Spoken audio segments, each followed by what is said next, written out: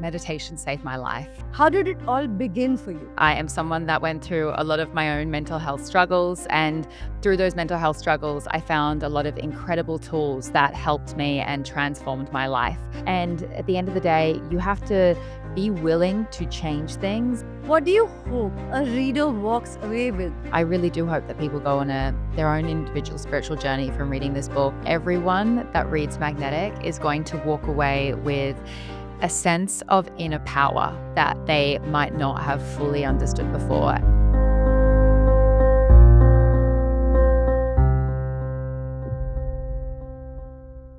Welcome to another episode of Bookcast, the podcast where stories meet the soul. We dive deep into conversations with authors and creators who are really reshaping the world, one page at a time. Today, we have someone whose presence really radiates. She is a meditation teacher, a mental health advocate, an entrepreneur, and now an author of her debut book, Magnetic: The Secret to Manifesting Health, Wealth, Love, and Happiness. Rochelle Fox has been on a transformation journey, from battling anxiety and PTSD to now helping thousands of people to heal with the help of manifestation and mental wellness. Her book, Magnetic, is not just a guide, it's a frequency shift for people who are now ready to stop chasing and start attracting. So let's welcome the beautiful, incredible, grounded, and very magnetic Rochelle Fox. Oh, Hi, Rochelle. hello. Thank you so much for that beautiful intro. I'm glowing from that. Oh, you deserve it. You are amazing. Thank you so much. I'm so excited to be here. Okay, so let's start. How would you describe what you do? I would say that I'm a very curious person, and I am someone that went through a lot of my own mental health struggles. And through those mental health struggles, I found a lot of incredible tools that helped me and transformed my life. And now I have made it my job and my mission to go and share those tools with other people to make them practical, easy to understand, easy to digest, and just to really share the things that have impacted my life in such a deep way in the hope that they can help other people. And that spans things from meditation, which is such an ancient practice, which I now feel like the West is finally catching up to and really understanding on a deep level, which is so exciting. Things like manifestation, and just diving into all of these beautiful topics that I have so much like love and respect for. And I just love sharing what has impacted my life in the hope that it'll impact other people's lives as well. Like you have worn so many hats, like meditation teacher, mental health advocate, entrepreneur, now author as well. So what's like a moment from your journey that shaped you but maybe never made it to social media? I would say some of my most impactful moments have been on my meditation cushion. And I'm not someone that usually films my meditation. These days, I try to a little bit more because people are like, do you actually meditate? I'm like, yeah, I'm just not putting it on Instagram every day. But I have had so many profound moments in my meditation practice where I have just felt this incredible amount of peace and understanding, and I think just ease that I'd never experienced before. That I think when you learn how to quieten the mind and go within, there is just this incredible beauty that I wish everyone could experience. And it's why I'm so passionate about things like meditation. We live in such a fast paced world with so much noise. And I think we are so sometimes connected to everything outside of ourselves, but so disconnected from the voice that really matters, which is the voice within. And I find that voice within has connected me to, everyone uses a different word, God, a higher power.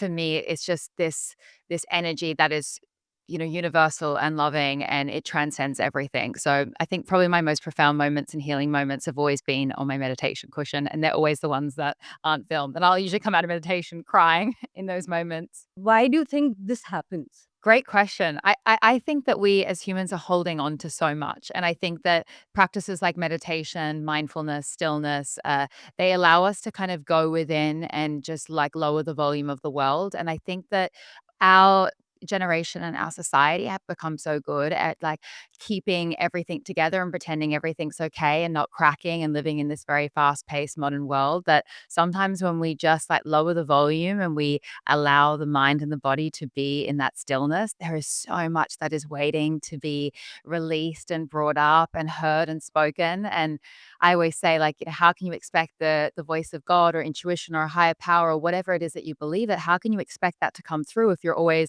on TikTok listening to TikTok, if you're always feeling it with other people, if you're always listening to the news? You have to create that space to be able to process things. And I think meditation is one of these sacred, beautiful practices that give people space. Yeah. And in that space, you will find your truth. And life isn't always easy, let's be honest. It has ups and downs. I don't think we came here as humans just to feel joy. I think the human experience is one of deep polarity. There's so much joy, there's so much sadness, there's so much anger, there's so much happiness. And I think that as humans, sometimes we just try and be in the joy and the happiness, but we also need to process the heavier things. And meditation gives us that space to do that. So yeah, I think that's why we break down. Yeah. I'm doing that often. What's something which people mostly get wrong about you? Assume something about you. I would say I think a lot of people assume because I'm into meditation and manifesting that I'm always happy and positive all the time, or that I'm always a happy go lucky person, or I already always have the answers. I came to this work because I really struggled with my mental health and I had a lot of issues and problems, and I've grown so much. But like everyone, I still have my down days. And I think that as a society and also just as when we look for teachers, like I always say, I am no guru. I am not, and I do not pretend to be. Um, I am just a girl that has gone through some very big struggles in my life and found a lot of things that have helped and transformed my life. But it doesn't mean I always have the answers. I'm a human. I'm still learning. I'm still growing. And I think that that's really important to realize for a lot of teachers out there today. I think we need to make sure we don't idolize people and also realize that we everybody has their own truth and everyone has their own intuition, and I think that we can all learn and grow from each other, but just not everyone is that no one is perfect. What was that moment or the turning point in your life that truly set you on the path of self transformation? Like, how did it all begin for you?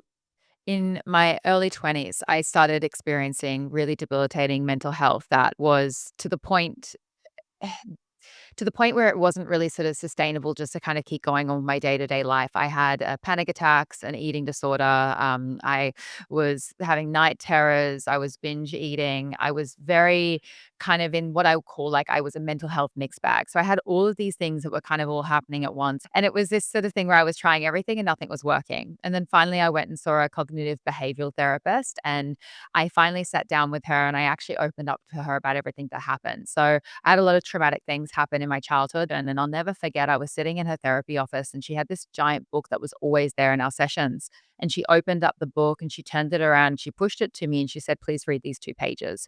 I read the 2 pages, and at the top of the pages, it said PTSD, post traumatic stress disorder. I then read these two medically, diagnosed like pages all about like the medical diagnosis of PTSD, what it is, where it comes from. And oh my gosh, it was like reading a page about myself. It made sense of all of the things. Everything all of a sudden made sense. And it was this point where I thought, well, if I can name this thing, then maybe now I could kill it. Now I know what I have. I'm not just some crazy person with depression or anxiety or just having panic attacks. Like this all comes from these traumatic things that I've always been aware of, that I've always been suppressing. It has caused this diagnosis, and now I have to fix it. And then after that, that is when one of my friends basically came to me and told me, like, well, Rochelle, if you have PTSD, there are all these people coming back from the Iraqi war with PTSD, all of these army soldiers, and they're learning this thing called meditation, and it's saving their life. So I. I thought the meditation was some very fringe Eastern ritual. I at the time was like, this is some woo woo crazy thing. I was not very spiritual at the time. I was quite atheist. I wasn't back then a very open minded person. And I'll be honest, I was very judgmental. But I actually went on YouTube. I found this video of this giant army guy talking about meditation and how it had transformed his life. And this was the first time I'd ever seen someone that I I wouldn't think would meditate talking about meditation because, like, who would think this, like, giant guy with all these army medals was a meditator? And I thought, "You know what? If it can work for this guy that looks like G.I. Joe and, like, Arnold Schwarzenegger, then maybe, just maybe, it can work for me." That was kind of my tipping point, and then I went and learnt, and, meditation saved my life. It was the most profound, incredible tool that transformed everything for me, and, yeah, it was the biggest blessing that I've ever experienced. And I'll never forget that it was the first moment that I started to observe the voice inside my head and realize that my thoughts are just things. They're not me. And then I started to realize, wait, if I can observe my thoughts and I can realize that they're not me, then like who's thinking those thoughts? And it was this moment where I started to get separation between the inner monkey mind and my true self, my true essence. And that was like the turning point. And then from there, how that evolved was I was a meditator for around 5 or 6 years before I ever even considered becoming a teacher. I would say I was a meditation evangelist. So I used to be working in the entertainment industry in Sydney. I was a DJ, I was a presenter, but I would be DJing at a nightclub or at an event, and then people would be coming, standing next to me, and they'd be talking about their mental health and saying that they were struggling. And I'd be like, "Have you heard about this thing called meditation? It's incredible. You should try it." People were like, "Why is this blonde DJ talking to me about meditation?" I think people thought I was nuts, but I was the biggest undercover spiritual agent for meditation. I was telling everyone about it. And I then basically, I just had this moment. From there, I went and studied meditation, and I just wanted to I wanted to share the thing that had transformed my life with other people. And I wanted to make it cool. I wanted to make it easy to understand. And I wanted to get people to just like not be scared of it. You also talk about mindfulness. Mhm. So, what role did mindfulness play in your healing journey? I discovered mindfulness through meditation and then learning different types of meditation. And my first exposure to mindfulness was actually a walking mindfulness meditation where you focus on your five senses. So you focus on what is it that you can see? What is it that you can touch? What is it that you can taste? What is it that you can smell? And this for me was so incredibly impactful because I was living so much in my head and I had so many racing, horrible, very negative thoughts that when I started doing a walking mindfulness meditations and using my five senses, I started realizing, oh my gosh, I'm in a body and I'm having a human experience. And the minute that I started smelling something or tasting something or eating something or just touching a tree, I was like, "Whoa, I'm all of a sudden I'm not in my head, I'm in my body." And it took me out of this future tripping, which I think is very common, worrying about the future, thinking about what's going to happen, stressing about the economy, all of these things. And then instead of being in all of that, all of a sudden, I'm on a walk, I'm in nature, I'm using my five senses, I'm out of my head, not in the future, not in the past, I'm in the present. And that was profound. Mindfulness slowed everything down. And I think it was I like to say mindfulness is a modern rebellion because I think that in a world that is making us go so fast, it is the rebellion and just the removal of yourself to turn around and say, the world can keep spinning, the world can keep racing, but I'm going to slow down. I'm going to tune in. I'm just going to be here right now. And that was, yeah, really, really powerful for me. But isn't it very difficult to do? All of these things are difficult when you start. That is 100% true because it's not what you're used to. I think that one of the things I like to remind myself is you have been thinking, I have been thinking, and for my whole entire life, the mind thinks. That's what the mind does. So when you try and tell the mind, like, hey, slow down, let's not, do the racing thoughts so much. Let's just be here in the present. The mind's like, well, this is what I do. I think, I ruminate, like this is my job. And it's sort of this process of saying like, it's okay that you do that, but like maybe we don't need to do that so much at this moment. Maybe we need to just be here right now on this walk, not in the future, not in the past. So I would say that it is always difficult to start, but it gets easier with practice. And one of like my favorite tools, and I have it on my app that I've developed called Mindspo, and you can also find them on YouTube as well. But a mindfulness walking meditation. oh, wow, walking and training yourself to walk without being in your head and just being on the walk, such a powerful thing. So I think it's about finding the little practices that work. Another great mindfulness practice to try is having a shower and just being in the shower and having like a mindfulness shower, and not when you're in the shower having this deep practice of just being with the water, being with the sensations, spending time with your body, not worrying about things. So it's about, for me, incorporating these little rituals that already we have in our life and turning them into a sense of mindfulness. And the best tools and the best times to do that is anything that's sensory. So anything with water or brushing your teeth or eating food, these things are they're so body based, and often we forget to be in our body while we're doing them because we're so in our head. Like we're brushing our teeth while thinking about what we're going to say to our boss in the morning, or we're walking to work while thinking about that conversation that we had. Well, instead, just be on the walk to work or just be with brushing your teeth. It takes effort, but it really does work when you keep showing up for it. What inspired you to co-found Mindspo, and how does it differ from other traditional wellness centers or platforms? Back when I started Mindspo, there was a lot of people talking about fitness and the body. And I think the West was very, very focused on the physical, like what we look like. And it was all like fitness and this and that. And I had just gone through this giant mental health journey. And I had kind of also been on a bit of a body journey as well, like really worried about what I look like and weight. And I was just in that, I would say back at the time, it was a very toxic relationship with my body. And I'd healed that. And then I noticed, I was like, well, if everyone on Instagram is always talking about the body and Fitspo, which was a big tag back in the day, like fit and then spo, I was like, well, where is the thing for the mind? Like, why are people not talking about mental health and spiritual wellness? And my original birth of Mindspo was just this. It wanted to be a page that was all inspiring about the mind and mental health. And I really wanted to make meditation cool. I think that's what makes maybe Mindspo a little bit different and was our starting point. But I think a lot of people in the West were so overwhelmed with how to, like, they wanted to start, but they weren't getting things. And I wanted to simplify meditation and make it something that would be a little bit more like, so someone like in the West could really understand it and be like, oh, I get it. And then from there, one thing we always say with Mindspo is I always say that my company is the first step in someone's spiritual journey.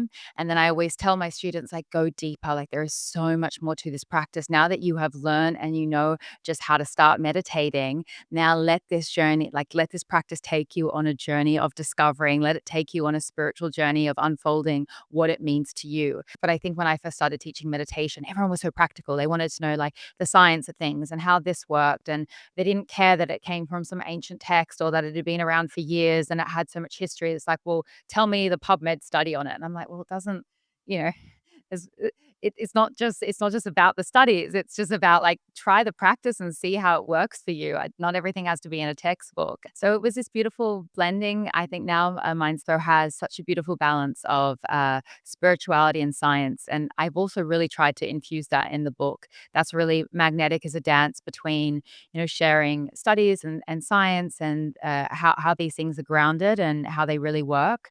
And also just the spirituality and just the magic of it all. I don't think that everything can be explained in a study, like I said, and I think that there's a lot more mystical magic to things than what people see. For someone just starting to explore meditation, what's your one go to technique to tell them to be grounded? Love this question. I would say the first step for me is really just realizing that meditation is not as complicated as what you might think it is. And I think that it's a mindset thing to start off with, because the biggest thing that I hear from everyone is that I can't meditate, I have too many thoughts. And I can't meditate, I think too much. And the thing that I would always say to everyone is, you have been thinking your whole entire life. The goal of meditation is not to stop thinking, it is to become aware of your thoughts. It's not your mind that is the problem, it is your awareness, and it's your lack of ability to control your awareness. And I think that this is something that people don't really get. I think people think that, like, oh my God, my mind is all over the place. And it's like, this is how I describe the mind. Your mind is a house, and inside that house, there are many different rooms. And your awareness is simply just a person and inside the house that is moving between each one of the rooms and then turning on a light. And if you have this person inside the house, which is the mind house, running around and turning the lights on in every single room. So 1 minute it's on the fight room, the next minute it's in the memories room, the next minute it's in the dog room, the next minute it's in the work room. It is running around the house. All of a sudden, you're in this house, all the lights are on, and it's just overwhelming, right? Because it's just so much going on because you're not in one place at once. Meditation is simply becoming aware and in control of your awareness and building this ability to move your awareness within the mind. And that enables you to become more in charge of your thoughts, therefore, helping you feel more in control of your mind. So, really, it's a practice of controlling and building the strength within your awareness. And I think that is something that people get really confused about. It's not that you have a crazy mind or that you're super overwhelmed, it's just that you haven't yet learned to build that rep of your awareness. Just like if you went to the gym for the first time and you sat there and you tried to lift a whole bunch of weights, you're like, oh my God, this is so much. This is so intense. I can't do this. I'm struggling. Same thing as with meditation. It's a muscle. The more you do it, the better you get at it. So I think the first thing I would always say is you just got to get over that doubt that you're unable to do it. And the next thing is find a teacher that you like. I'm the first person to say, like, if you don't vibe with me, then that's okay. But find a teacher, a guru, a practice, a type of meditation that you vibe and you enjoy, because it's such a personal thing and not everyone is for everyone. So you need to find the person that you enjoy, that you like the energy of. And then, to be honest with you, practice devotion. It's not about discipline. To me, meditation, yes, there is some discipline involved, but it is just a devotion. Be devoted to the practice. Show up even when it sucks. Show up even when you're sad. Show up imperfectly. Show up, and you don't have to film yourself on social media meditating. It's not about you doing it for anyone else. It's an intimate practice that you have with yourself and a devotional practice to this beautiful tool. Your new book, Magnetic, is deeply personal, but yet very practical. How did you decide that now was the time to write it? Wow. I have for very many years really deeply desired to write a book, and it has always been in me. I'm actually very happy I didn't write the book sooner because I feel that it came at the right time in divine time. And it came to me, and the way that it unfolded was very interesting. I had already found myself a literary agent in the UK, and I had the desire to write a book. I'd stepped into the identity as an author, but then at the end of the day, actually, Penguin ended up approaching me out of the blue. So it was this very beautiful serendipitous sort of situation where this was something I was already working towards, but then I ended up manifesting it at the end. For me, it felt like the right time because I just feel that the world is really on this kind of tipping point of really wanting to dive deeper into spirituality, but we're also really also looking for science. And I feel the message that I've tried to deliver in Magnetic is very much a message for the times that we are in right now and for the audience that I feel like would find it. So, yeah, it just all sort of unfolded and all flew out of me. It wasn't all easy. I would say writing a book is an absolute mountain, but I'm really, really grateful that it's out. What does it mean to be magnetic in the way you, Rochelle, defines it? Something that I say in the book is that you're always aiming at something, even when you're aiming at nothing, because you are always magnetic. One of the biggest misconceptions I believe that is out there when it comes to magnetism and being magnetic is that we talk so much about attracting. We talk so much about, like, I want to attract this person, I want to be magnetic and attract and pull in. And that's great. Magnetic is about attracting, but a magnet has two poles. A magnet also repels. So I think it's really, really important to remember and to know that the law of attraction is always on. It's not something that you just turn on. You're always manifesting, whether consciously or subconsciously, just like you are always magnetic. You, me, everyone listening here right now is already magnetic. You have always been magnetic. It's just that you may be magnetic in the sense that you're repelling things more than attracting them. And learning for me in the book, what I teach people is really to learn how to master your own magnetism and realize how powerful you are. Everyone is so incredibly powerful. It's just that we've forgotten our power. When we can step inside of ourselves, go within, do that inner work, and start to unleash and realize it, we're going to become these incredible magnetic forces. And that means you're going to attract a lot of things. And you know what? You might also repel some things as well. And that's not bad because the most powerful magnetic people in the world are not someone that that everybody loves or that is just like perfect. It's someone that stands in their truth, that is their authentic self. And through that authenticity, they will both attract things and repel them.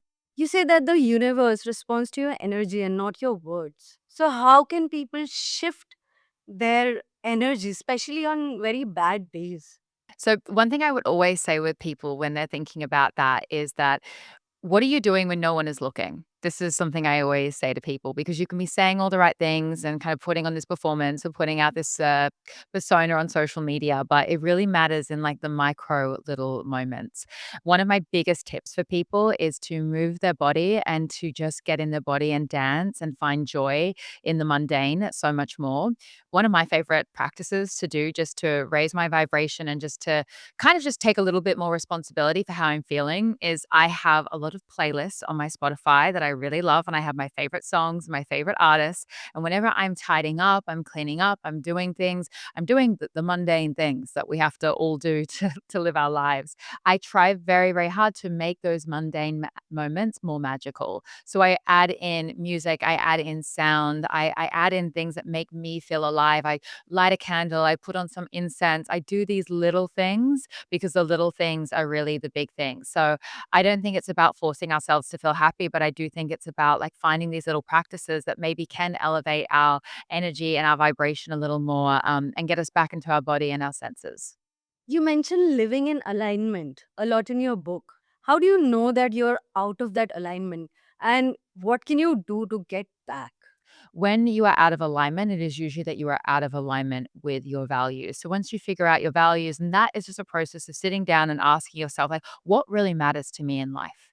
Like, what do I really care about? Is it family? Is it time with people that I love? Is it that I really care about honesty? Is it that I really care about spending time in nature? Is it that I am someone that really, really values my work? And find out what is like the top things that mean so much to you, and then ask yourself, like, am I living a life that is in alignment with these values? Am I living a life that feels aligned with the kind of life that I want to live? And it's not just a life that looks good to everyone else, because I think sometimes we can live our life to try and impress our parents or to try and impress society or to just be doing things at a certain age because we think that we should. But at the end of the day, like this is your one shot at you. We might reincarnate. Everyone has different beliefs on that. But the thing that I know to be true is I only have one shot as Rochelle Fox, and my soul might reincarnate and come back some other way. I hope it's a dolphin, some free dolphin in the ocean somewhere. That's what I'm manifesting. I'm putting out that to the gods. But I don't think we get to choose. Doing all of my best karma to come back as a dolphin. But I don't know how, all I know is that I only get one shot as me, and I have to live a life that feels true to me. So how you get back into alignment, the thing that I would say is be radically honest about your life and, be okay with, disappointing people, realizing that not everyone's gonna understand your life. It's not gonna make sense to everyone else. And also just sit with yourself and be honest about what it is that you truly desire. I think that journaling can really, really help with this. And also just having hard conversations and honest conversations with people. I think that's really important. Speaking your truth, even when your voice cracks. So, I would like to ask you, what is that one exercise or a journaling prompt from Magnetic that you would like our listeners to try tonight? I have a concept in Magnetic called a fresh page perspective. And what that really entails is asking yourself, knowing what I know now about my life, if I could start my life over again, if I could restart everything and I could start it all from a fresh page perspective, what would I do differently? And that is a really powerful question because I think sometimes we don't do things differently because we're worrying so much about where things are right now and we don't give ourselves a chance to start again. And at the end of the day, you have to be willing to change things and be strong enough to be able to pivot because like I said, this is your one shot as you. You don't get to do it again. We might reincarnate, but I don't know like if you'll ever have this same experience. So be willing to start things again and have a fresh page perspective, and don't be afraid to ask yourself the hard questions and be honest with yourself and realize that that honesty isn't always comfortable. It's not meant to be. And sometimes in life, we have to make short term sacrifices that might feel uncomfortable in the short term. But let me tell you something, those short term sacrifices, they always lead to long term rewards. What do you hope a reader walks away with after finishing the last page of your book? I think that everyone that reads Magnetic is going to walk away with a sense of inner power that they might not have fully understood before. So it is my hope that Magnetic really inspires people to meditate and to realize that, the present moment is all there ever is. And I really do hope that people go on their own individual spiritual journey from reading this book and find a life and create a life that means something to them. And I am constantly wishing everyone like health, wealth, abundance, happiness. I really do believe that we all can create that for ourselves, but it does take us waking up to our own power. And that's really why I've written the book, so we can awaken to that and tap into just like the possibility that we all have. If you have a passion for something and you want to do something in your life, if you want to go out there and you have a dream and you have beliefs that, or people that have told you you can't do it, it's your responsibility to change those beliefs. And you can do it with neuroplasticity. You can do it with having a growth mindset. You can do it through manifestation. The book Magnetic will literally teach you how to do it. It's all about changing the stories within inside your subconscious mind. So if anyone has a belief out there that they want to rewrite, then I would say like Magnetic is the book for you because it's all about that. I really wonder one thing. How do you balance? You're a creator, you're an entrepreneur, you're now an author as well. How do you balance yourself like without losing your mental peace? I have a very good team. And you know what? I think balance is an interesting thing. We have to realize that sometimes in life we're going to have seasons that are going to feel really unbalanced, and other times we're going to have seasons that are going to feel very balanced. And as long as you are aware and you sometimes schedule, you have like boundaries with yourself where okay, I know that after this month, I'm going to slow down. And I think it's just about having that foresight. What's your relationship with social media these days? I have had a very interesting relationship with social media. It has been a roller coaster. I have had times where I have absolutely hated it and I wanted to delete all of my apps. And I was like, why am I on this thing? It is the most draining thing ever. And then other times I've had the most empowering, incredible opportunities come through social media. And I'm so grateful for it. I think what I would say to everyone listening, social media is a tool. It's like a hammer. You can hit yourself in the head with it or you can build a house. If someone listening to us feels stuck, what's the first step you'd suggest to them to start changing their frequency? Unconventional advice, but I would say my first step to getting unstuck is to get so sick of your own shit and your own stuckness, to get so annoyed at yourself that you're like, I have to change. I think that my biggest transformations in life is when I have just decided I am over my own behavior. I think sometimes we need to have that level of, I don't want to say anger, but that level of self awareness and passion within ourselves. Because when you can get so over your own shit, that's when you go, well, now I need to change. So that would be my first step. And then my second step, I would say, is connect with yourself in some sort of way spiritually. I think that find a practice, a devotion, a tool, some sort of way to connect with yourself, because I think that in that connection and silence with yourself, you're going to find a lot of answers, and you're not going to find them on social media. You're not going to find them outside yourself. You're going to find them by going within. Lovely. I am telling you, I this after this conversation, I am a lot more inspired, and I think I will take my meditation very seriously. So I really want to thank you for being with us, for talking to us, and for having this wonderful conversation. Thank you so much. It's been an absolute honor. I'm so, so happy just to talk about Magnetic and to bring this book to the world. And it's an absolute pleasure to be able to do what I love and to be able to talk about it, and hopefully to inspire other people to find their own spiritual practice, connect with meditation, and just go on their own journey. And I just want to add, I'm so grateful to have Magnetic stocked on Bookscape.com. I know this is one of the best stockets for authentic books in India, and you have just such an amazing selection.